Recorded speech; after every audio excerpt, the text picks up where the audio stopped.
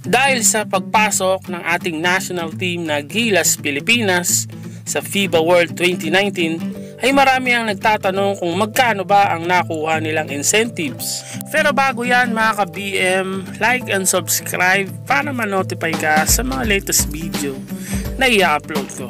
Tumanggap ng incentives ang ating manlalaro at coaching staff ng ating national team nakaraang pagpasok nga natin sa FIBA World 2019. Ang incentives ay mula sa long-time benefactor ng ating national team na si Manny V. Pangilinan at ang San Miguel Corporation Big Boss na si Ramon S. Ang.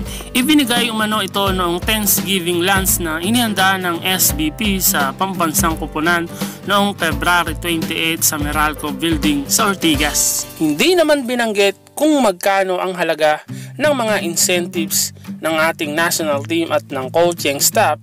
Hindi rin nagpahuli ang San Miguel Corporation sa pagbibigay ng reward sa kupunan sa pamamagitan ni Sports Director at Barangay Ginebra Board of Governor Al Francis Chua. Hindi rin binanggit ni Chua kung magkano ang mga ibinigay sa kupunan. Pero may mga kumakalat na usapan na 100,000 pesos daw ang ibinigay bawat individual. Samantala, si Andre Blatch pa rin ang first option bilang naturalized player para sa 2019 FIBA Basketball World Cup.